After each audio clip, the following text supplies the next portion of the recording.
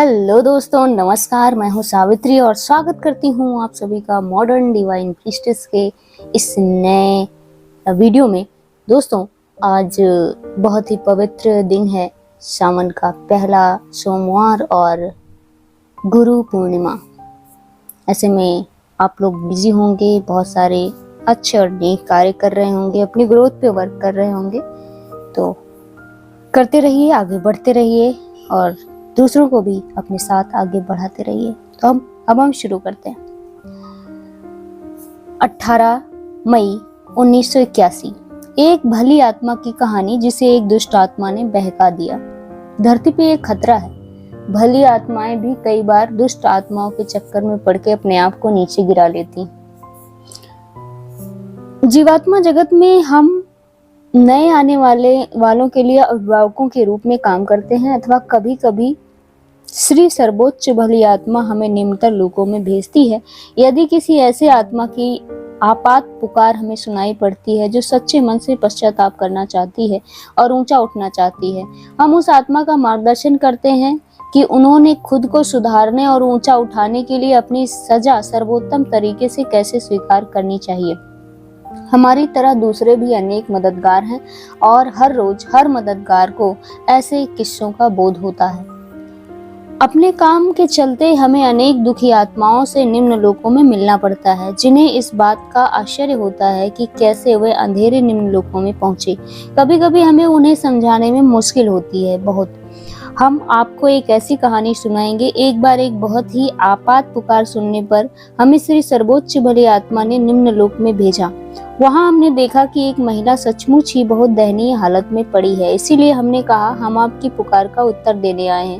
उन्होंने हमारी ओर देखा और कहा, क्या यह संभव है कि कोई मेरी मदद कर सके? जी हाँ मैडम, हम यहाँ आपकी मदद करने आए हैं। उन्होंने कहा, नहीं नहीं, मेरी मदद कोई नहीं कर सकता, कुछ नहीं हो सकता, चले जाइए। मैडम प्लीज हमारा साथ दें और आप बहुत अच्छा महसूस करेंगी। हम आपकी मदद करने में कोई कमी नहीं छोड़ेंगे।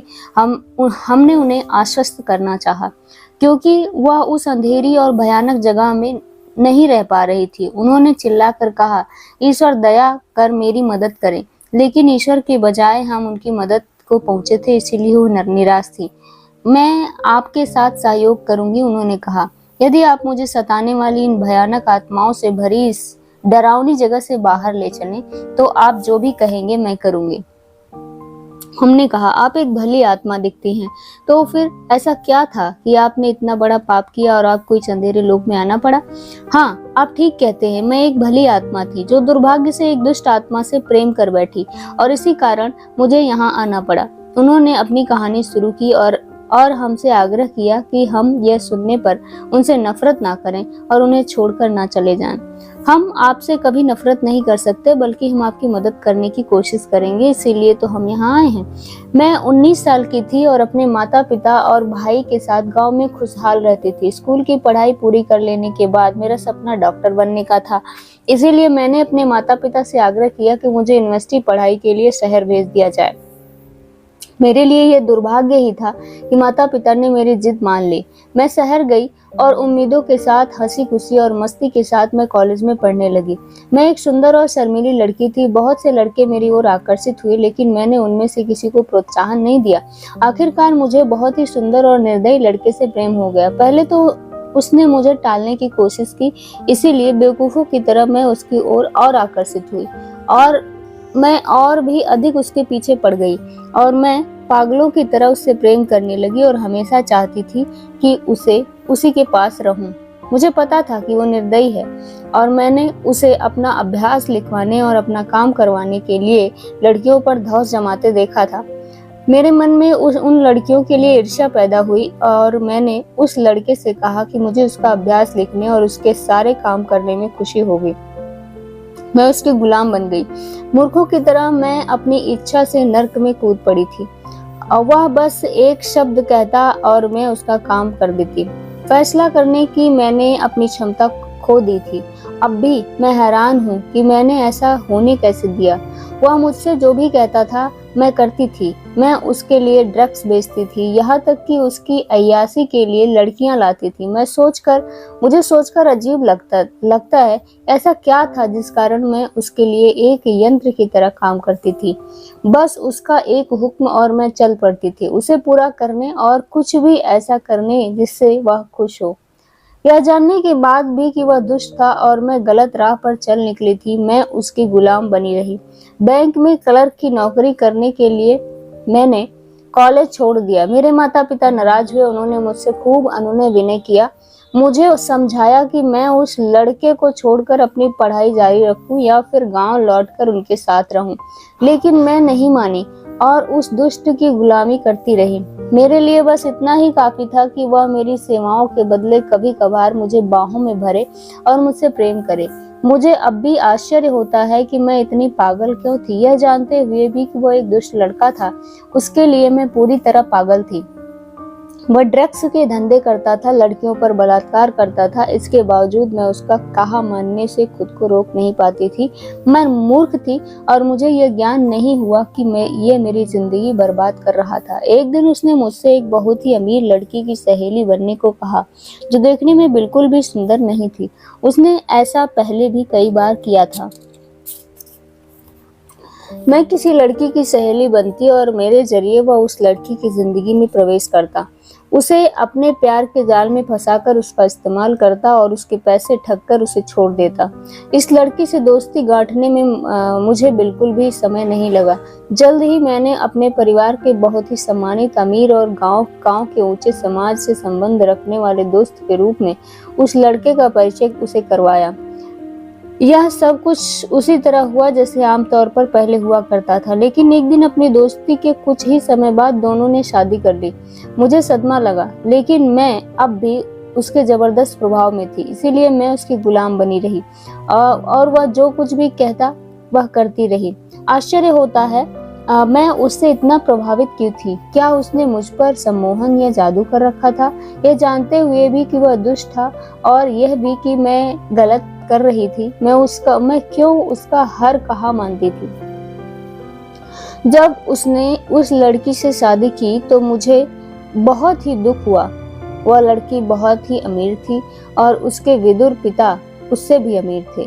अब इस लड़के ने मुझसे कहा कि मैं उस लड़की के पिता से दोस्ती करूं और उसे अपने प्रेम जाल में फंसाऊं। मैंने ऐसा ही किया। उसका अगला हुक्म था कि मैं उस आदमी से शादी करूं, क्योंकि मैं खूबसूरत थी। वह विदुर बड़ी आसानी से मेरे जाल में फंस गया। मैंने शादी कर ली, बावजूद इसके कि मैं ऐसा नहीं चाहती थी। उस दुष्ट ने सारी योजना इस सफाई से बनाई थी कि उस पर कोई भी संदेह नहीं हुआ। जल्द ही उसने मुझसे कहा कि मैं उस बुजुर्ग और अमीर पति की हत्या कर दूं। मैंने इनकार किया तो उसने मुझे धमकी दी कि ड्रग्स बेचने के मामले में वह पुलिस के खिलाफ मेरे सबूत देकर मुझे जेल भिजवा देगा। मैं रोई गिड़गिड़ाई और उससे विनती की कि वह मुझे छोड़ दे, मुझसे ऐसे काम न करवाए, क्योंकि हत्या करना मेरे बस की बात न थी। लेकिन उस पत्थर दिल इंसान पर कोई असर नहीं हुआ और वह मुझे ऐसे फोटो और सबूत दिखाने लगा जो मुझे जेल भेजने के लिए काफी थे। तब मुझे आभास हुआ कि मैं कितनी बड़ी बेवकूफ थी जो उसका हर कहा मानती रही। मैं कितनी बड़ी मूर्ख थी, उस जैसे पापी से इस उम्मीद में प्यार करती रही कि एक दिन उसको भी मुझसे प्यार होगा और वह मुझसे शादी करेगा। आखिरकार वह मुझसे मेरे पति की हत्या करवाने में सफल हो गया और अब एक अमीर विधवा थी मैं। मेरे पति की आधी जायदाद मेरे नाम पर थी और आधी की मालकिन उसकी बेटी थी। मुझे समझ नहीं आ रहा था कि क्या करूं, क्योंकि वह मुझे नर्क में घसीटता जा रहा था। हत्या न करना मेरे बस की बात नहीं थी और अब अपने पति की मौत के बाद न मैं सो पाती थी न खा पाती थी। अपने पति की जायदाद का अधिकांश हिस्सा उसकी बेटी के लिए छोड़कर उसमें से थोड़े से पैसे लेकर मैं किसी ऐसी जगह भाग जाना चाहती थी जहां मुझे वह लड़का न ढूंढ सके। लेकिन इससे पहले कि मेरी योजना कामयाब हो, उसने मुझसे कहा कि मैं उसकी पत्नी की हत्या कर दूं। मैं सन्न रह गई। मैं फिर रोई गिड़गिड़ाई, उससे विनती की, क्योंकि अब यह मेरे लिए असह्य हो रहा था। मैंने उससे भीख मांगी कि वह मुझे आजाद कर दे, लेकिन उसके हृदय पर कोई असर नहीं हुआ। इस सब के दौरान इन सारे जघन्य कार्यों की योजना उसने इस तरह बनाई थी कि सारे सबूत मेरे खिलाफ इशारा करते थे। उस पर कोई आंच नहीं आने वाली थी। यह कहते हुए कि वह यह भी साबित कर सकता है कि मैंने अपने पति की हत्या की है। वह फोन उठाकर पुलिस बुलाने लगा। बचने का कोई रास्ता नहीं था। मुझे महसूस हुआ कि मैंने उसे अंधा प्यार किया और उसने जो कहा सो किया। मैं जान गई कि मैं कितनी गहराई में फंस चुकी हूँ और कितने बड़े धोखे का शिकार बनी थी। अब कोई रास्ता नहीं था। मुझे पुलिस के सामने स्वीकारना पड़ेगा कि मैंने अपने पति की हत्या की थी। अपनी सौतेली बेटी की हत्या करने से यह ज्यादा अच्छा था। मैंने उससे कहा कि मैं उसे मारने को तैयार हूँ और वह पुलिस को फोन ना करे। अंदर ही अंदर मैंने सुबह सीधे पुलिस के पास जाकर अपने सारे जुर्म कबूल करने का मन बना लिया था। वो बोला, ठीक है, मेरी योजना के अनुसार कल उसकी हत्या करना। पुलिस से क्या क्या कहना है, मैं यह सोचने में परेशान थी, इसीलिए उसकी बात का जवाब नहीं दिया। इस पर उसने पूछा, क्या सोच रही हो? यदि तुम्हारे पास दिमाग भी है तो तुम्हें उसका प्रयोग करने की जरूरत नहीं है। तुम बस वही करो जो तुमसे कहा जाए। इसके बाद वह चला गया। उस रात उसने अपनी पत्नी को मार डाला और किसी तरह पुलिस के सामने यह साबित कर दिया कि मैंने ही उसे और अपने पति को मारा है, क्योंकि उसे यह शक हो गया था कि अब मैं उसकी गुलाम नहीं रही। उसने अंदाजा लगा लिया था कि मैं उससे असहमत थी और हो सकता है मैं ऐसा कुछ कर दूं उसकी योजना के खिलाफ हूँ। इसीलिए उसने मुझे इस तरह उलझाया कि ऐसे सबूत बने जिससे मुझे हत्यारी साबित किया जा सके। बजाय इसके मैं पुलिस के पास जाती, ठीक अगली सुबह पुलिस मेरे घर आई और मुझे गिरफ्तार करके ले गई। मुकदमे के दौरान मुझे जेल से अदालत लाया गया और मुझे 6ठी मंजिल से कूदकर खुदकुशी करने का मौका मिल गया। अब तो आप जान गए कि मैं यहाँ क्यों हूँ। मेरी कहानी सुनकर क्या यह संभव है कि आप मेरी मदद करें? मेहरबानी करके भगवान के लिए मुझसे नफरत मत कीजिए। हमने कहा, नहीं, हम आपसे नफरत नहीं करते, लेकिन बताइए कि क्या आप सच्चे मन से पश्चाताप करती हैं? यह सवाल जरूरी नहीं था, क्योंकि हम अच्छी तरह जानते थे कि उसे सच्चा पश्चाताप था, लेकिन हम उसे सीधे उच्चतर लोक में नहीं ले जा सकते थे। हमें वहां भेजा गया था ताकि हम उसे पश्चाताप करने में मदद कर सकें। परंतु हमने देखा कि वह तो सच्चे और मन से पश्चाताप कर रही थी। उसने कहा, हाँ बिल्कुल, लेकिन क्या बहुत देर हो चुकी है? क्या आप मेरी मदद कर सकते हैं? हमने उसे वह राह दिखाई जिस पर चलकर चौथे लोक में पहुंच सकती थी, लेकिन इसकी प्रक्रिया बेशक बहुत धीमी थी। अब हमारे मार्गदर्शन से वह धीरे धीरे प्रगति करने लगी है। Thank you so much.